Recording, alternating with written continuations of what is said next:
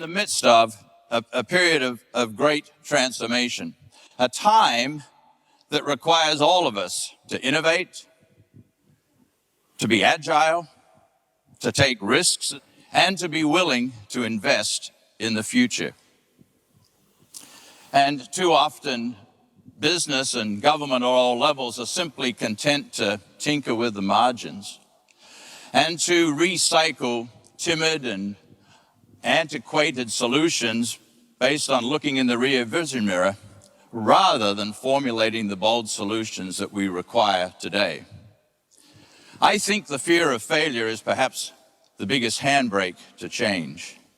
And the heroes of South Australia in the next 10 years will be those people who are willing to take risks and even willing to fail, but to never be defeated. Now, I'm struck by the opening line of Dickens' play, The Tale of Two Cities, which I'm sure we all know. These were the best of times. These were the worst of times. And these are the worst of times. Just read the paper. The automotive industry is leaving town. Manufacturing is in decline. Commodities prices have collapsed, leading to an increase of unemployment in that sector. And large construction and infrastructure jobs are coming to an end, resulting in the fact that in South Australia today, we have an unemployment level of 8%. That's the highest it's been in 15 years, and it doesn't look like trending the other way anytime soon. But these are the best of times.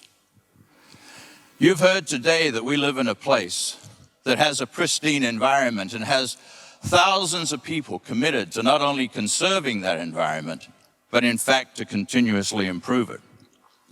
We live in a place that has some of the world's leading social infrastructure.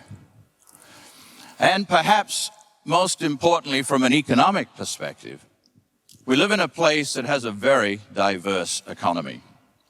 South Australia is the home to world's leading industries in sectors as diverse as agriculture, mining, defense, technology, health, and I could go on. All of this provides us the opportunity to build a future from a very strong base. So what do we do? I think we've got to be patient and be willing to invest in the long term, and over the next 10 years, be willing to invest in environmental programs that will truly cement for the next 100 years the reason that many of us live in South Australia. And I think we need to be patient and continue to invest in the social agencies that will provide the appropriate level of care for every South Australian. And from an economic perspective, where I'll spend the rest of my time, I think we need to invest in making sure that we put in place the pillars of a new economy that will carry this state for the next 50 to 100 years. This is not a time when there's a short solution or a magic bullet. How often did we hear that Olympic Dam was going to pave the streets of Adelaide in gold? Well, now it's the submarines. I wish it were that simple. Now, we've been through times of transformation like this in our past. My great-great-grandfather settled on a farm in Clarendon, where I grew up.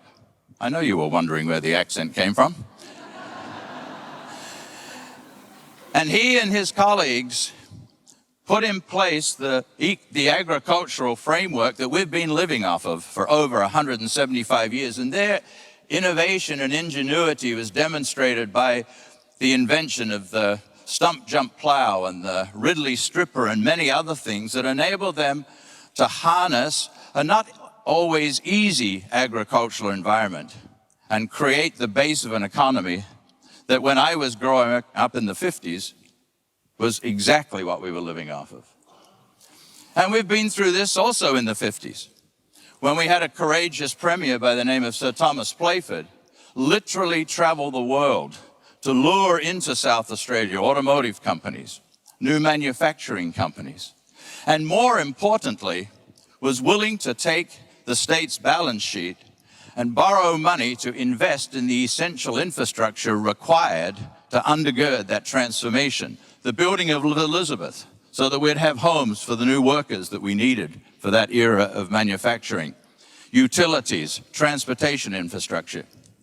Now, we all know that in South Australia today, the state budget is under some pressure. And we make a lot of fuss about the fact that our state budget has $11 billion worth of debt, which represents about 11% of GSP. In the 50s, Thomas Playford had the courage to mortgage the state's balance sheet to over 70% of debt to GSP. Now, I'm not suggesting our government or anybody else should run out and borrow a quick $60 billion just to compete with him, because we wouldn't know what to do with it anyway.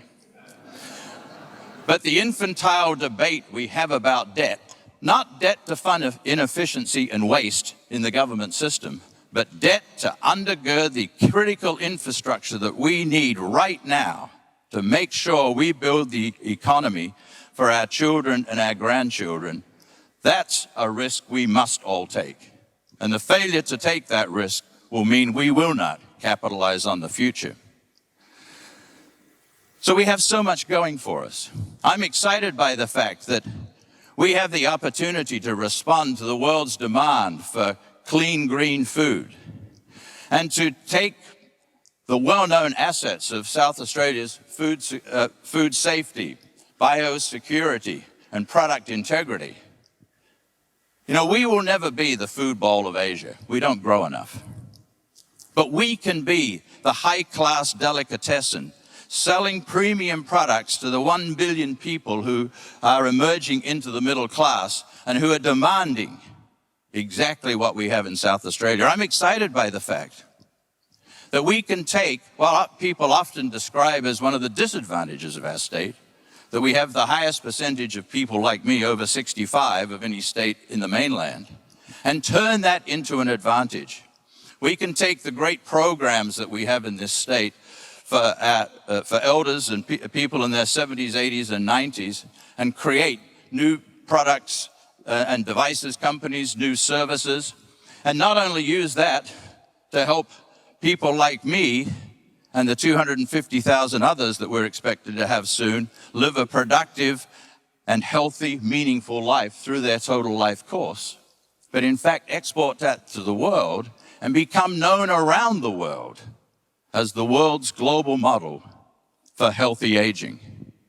I'm excited about the fact that, yes, we've got resources, renewable resources, we have mineral resources, but we need to move beyond simply focusing on the mining and exploration of those to the creating of world-class service business and highly technical knowledge businesses in this state that, again, can support those businesses around the world. And I'm excited that South Australia has the beginning of a true knowledge economy. We have some of the world's finest universities, and we can even attract more students from around the world to study here. And for the researchers to work with business in taking their insights and turning those into entrepreneurial programs. But it's also going to take some courageous moves in terms of policy.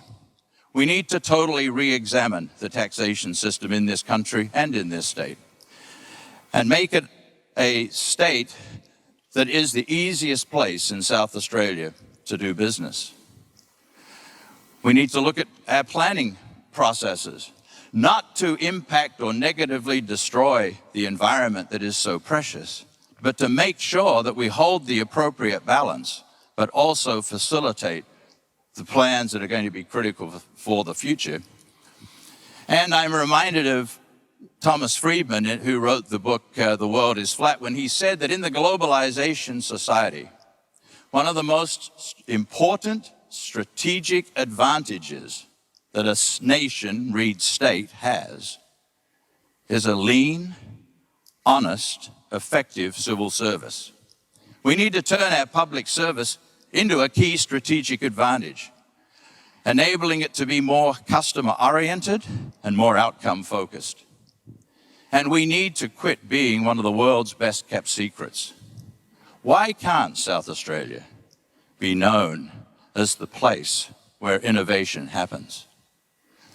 So clearly, I believe that South Australia is a great place to live and a great place to invest in. Invest in with your time, invest in with your creativity, invest in with your money.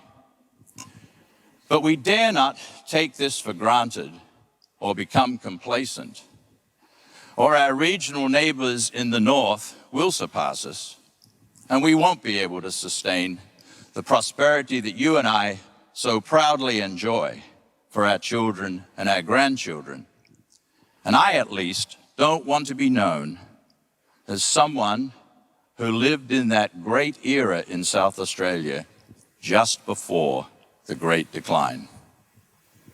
So it's interesting to think that in a time when cities, states, indeed nations and whole regions of the world are struggling with the issues of economic decline, social dysfunction, environmental degradation, and community safety, that South Australia, which has a history of firsts, the first women to be elected into Parliament, South Australia, which has a history of firsts, could again become the essential incubator of the ingenuity that is required to live in the 21st century.